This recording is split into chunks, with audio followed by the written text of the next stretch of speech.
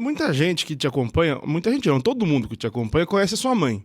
Que a sua mãe canta muito. Badia. Né? Que é realmente acima da média. Sim. Você aprendeu a cantar com ela? Ou a ideia de cantar veio mais pra frente? Antes era só instrumento? O incentivo veio dela, mas eu nunca quis cantar. A minha intenção era, no início do Só Pra Contrariar, eu tocava meio que de lado, assim, quase que de costas, porque eu era muito tímido. Não é possível. Eu não queria aquela responsabilidade de cantar. Você, né? você cantava pro outro que tava do seu lado, olhando pra... Meio que assim, meio que de viés, e ao mesmo tempo eu tinha 2 cantores na banda, né? Então aquilo pra mim era um luxo, eu só acompanhava. E eu cantava acho que uma música só, depois de tanta insistência deles, pô, o cavaquinista tem que cantar alguma coisa e tal. E eu cantava 2 sambas. Um da Jovelina, que era deixa comigo, eu seguro o pagode, não deixa cair, sem vacilar. E cantava mais um outro, que eu não me lembro. Mas assim, tinham 2 cantores, o Zezé e o Leidmar, eles cantavam e eu queria ficar ali no meu canto.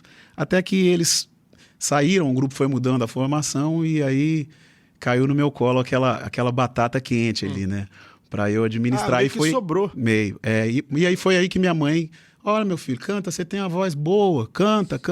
De tanto ela insistir, eu comecei a cantar. Mas assim, nunca tive instrução nenhuma, sempre foi tudo meio que na raça, não só a parte vocal, como também instrumental. E deu no que deu, né? Mas continuo aí lutando com a voz até os dias de hoje. Não me considero um cantor, mas de fato era o que eu realmente não gostaria. Eu queria realmente só tocar e estudar ali a parte instrumental.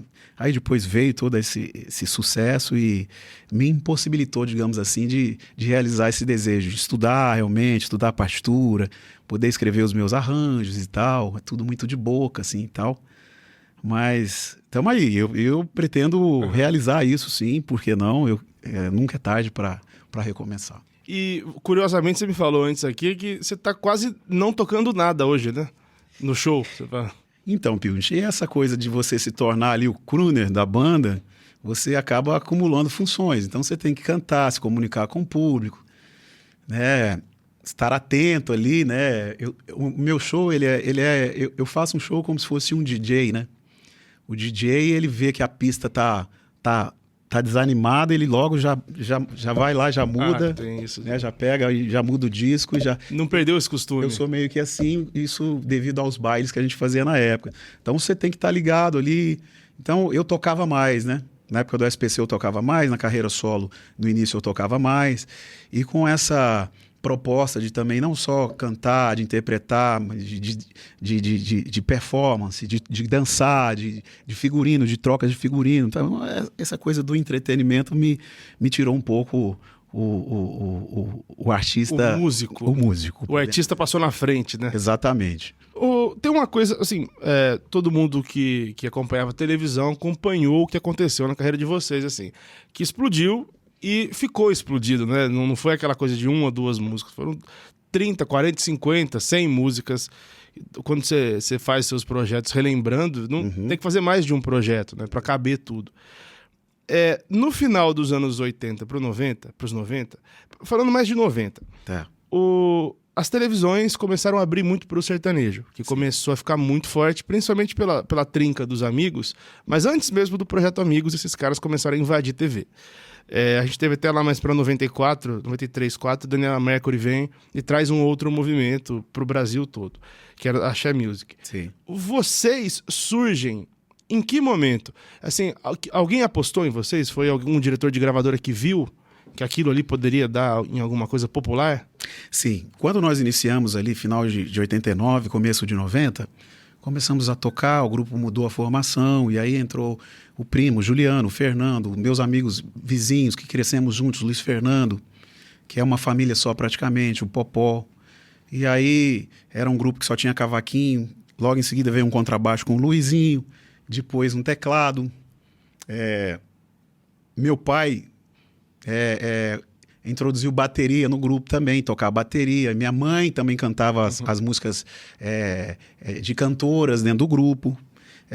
Então, nesse período, o grupo assim, se tornou um grupo muito querido na cidade. E as pessoas insistiam para que nós gravássemos um disco. E foi aí em 92, quando um grande incentivador da minha carreira, que é o Peninha, né? Inclusive, fizemos aí pouco tempo atrás um evento em prol do Peninha, lá em Uberlândia, onde tiveram Jorge, vários artistas. Peninha, eu falei do Peninha aqui, Peninha tá doente, tá se tratando Exatamente. em Barretos. E teve até um evento em Uberlândia agora. Tivemos, eu estive lá, né? E o Peninha que nos incentivou, vocês têm que gravar um LP. Aí eu fui para o estúdio do Fausto Aguiar, o irmão da Nalva Aguiar, da grande Nalva, inclusive lá da nossa região também. E gravamos um tape. E o Peninha colocou esse tape embaixo do braço como se fosse dele. E nós viemos a São Paulo, fomos ao estúdio do Franco, ao escritório, aliás, do Franco. Fomos ao escritório do Alexandre Gibson, mas não era a praia deles. Eles eram agentes, né? Management de artistas sertanejos. Né?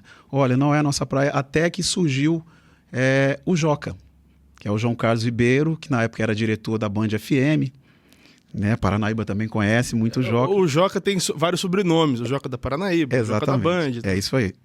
E aí o Joca, ele, né, assim, foi uma coisa de Deus, porque o Joca já era amigo do meu pai era DJ na época, o Joca também. Eles eram meio que concorrentes em boates distintas em Uberlândia, mas eram amigos. Eles saíam de Uberlândia, vinham para São Paulo, Santa Efigênia, comprar iluminação, alto-falante, reparo, essas coisas, né? E o Peninha me apresentou ao Joca. E nós tínhamos o tape gravado, com canções já como Que Se Chama Amor, Domingo, A Barata, estavam nesse tape. Que o público insistia, a gente tocava autoral nos bailes. Os bailes eram que região de Uberlândia, era isso? Uberlândia e região. E aí o Joca ouviu esse tape, gostou. É uma história longa, mas vou resumir, porque a esposa do Joca na época também acompanhava o Só Pra Contrariar em Uberlândia. A mãe do Joca mora em Uberlândia, os irmãos, a família toda. Então, de vez em quando, ele ia a Uberlândia. Ele nos assistiu, nós abrimos o show do Grupo Raça. Nossa, isso. Né? E aí deu no que deu. Ele apresentou o tape para a BMG. Na época, a gravadora aceitou assinar o nosso primeiro contrato. Então, eu diria que o Peninha foi o grande incentivador. O Joca foi quem realmente realizou aí que eu acho que não era nem um sonho, né? Porque a gente nem imaginava isso. Era longe de ser sonho. E gravamos o primeiro LP que aconteceu isso, né? É a primeira música de trabalho, é interessante falar disso. O Que Se Chama Amor era uma música sertaneja. Ah, era sertanejo? Que é um mega hit absurdo. Uma música de um compositor chamado José Fernando, que participou de um festival. Não me lembro se foi na Paranaíba.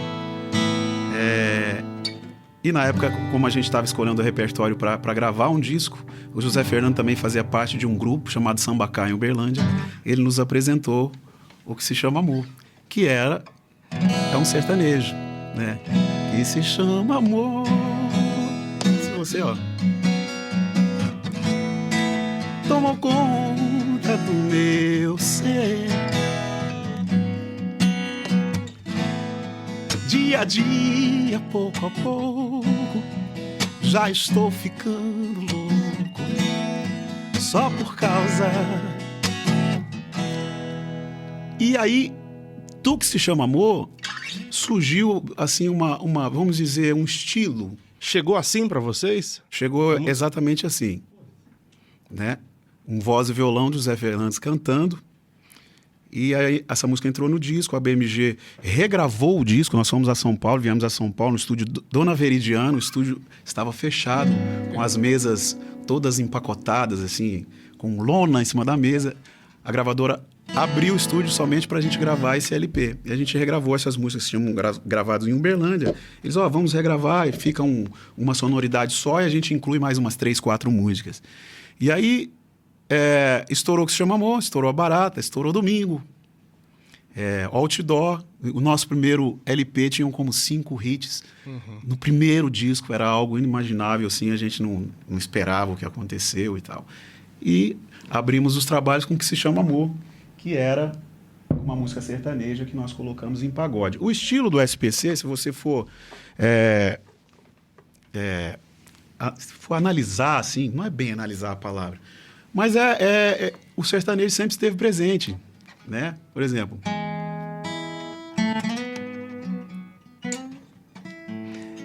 Isso é sertanejo.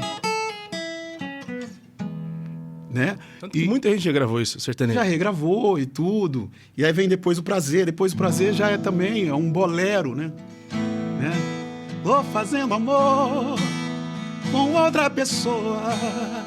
Aí já veio aquela influência na época, eu tava ouvindo muito Luiz Miguel, essa coisa. Você podia ter sido gravado pelo Bruno, por exemplo. Também. Tinha... Então, eu diria que o som do Só Pra Contrariar, ele tem uma influência muito grande. Você pega o Mineirinho, por exemplo, tem uma introdução de acordeon. Acordeon, a sanfona, nossa. E foi uma música que eu fiz em 96, com parceria com o meu saudoso parceiro Lourenço. E assim, a minha ideia era justamente fazer algo sertanejo. Né? E a gente fez aquela junção ali, já era um pagonejo, né? Que fala do mineiro, daquela coisa da personalidade do mineiro. Eu não tenho culpa de comer quietinho, mas com aquele sabor sertanejo. A introdução era meio que uma levada de...